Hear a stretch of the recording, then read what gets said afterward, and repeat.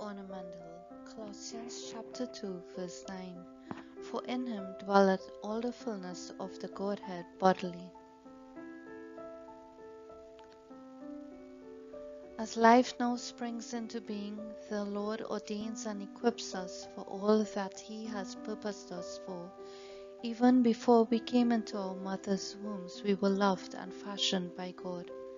Jeremiah chapter 1, verse 5. Before I formed you in the womb, I knew you. Before you were born, I sanctified you. I ordained you a prophet to the nations.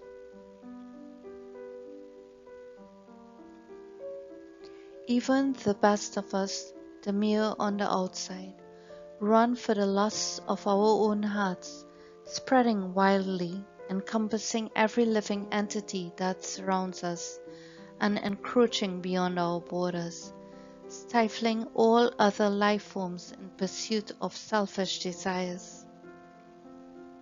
Luke 11, verse 39. Then the Lord said to him, Now you Pharisees, make the outside of the cup and dish clean, but your inward part is full of greed and wickedness.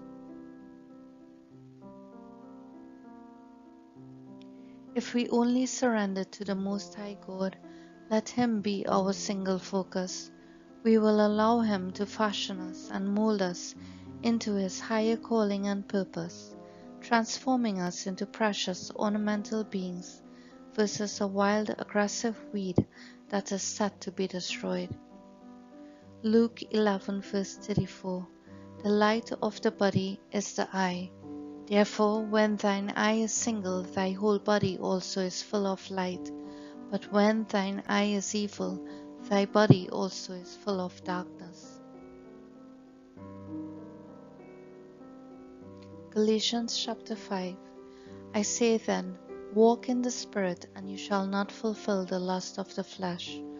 For the flesh lusts against the Spirit, and the Spirit against the flesh. And these are contrary to one another, so that you do not do the things that you wish.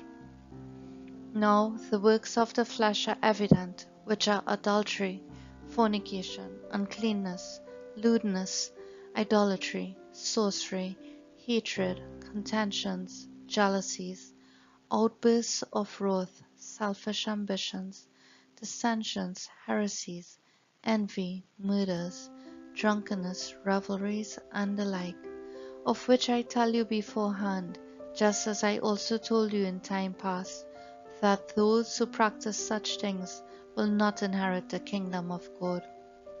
Romans chapter 12. Let love be without hypocrisy. Abhor what is evil, cling to what is good. Be kindly affectionate to one another with brotherly love, in honor giving preference to one another. Not lagging in diligence, fervent in spirit, serving the Lord, rejoicing in hope, patient in tribulation, continuing steadfastly in prayer, distributing to the needs of the saints, given to hospitality. For as we walk in the Spirit, we shall surely bear fruits of the Spirit. New life will spring even from the dead leaves.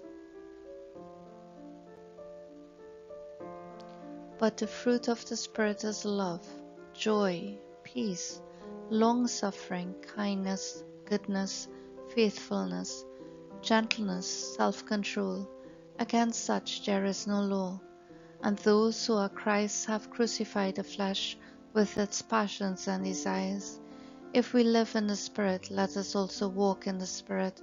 Let us not become conceited, provoking one another, envying one another.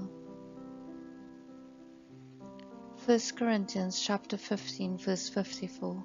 So when this corruptible has put on incorruption, and this mortal has put on immortality, then shall be brought to pass the saying that is written, Death is swallowed up in victory.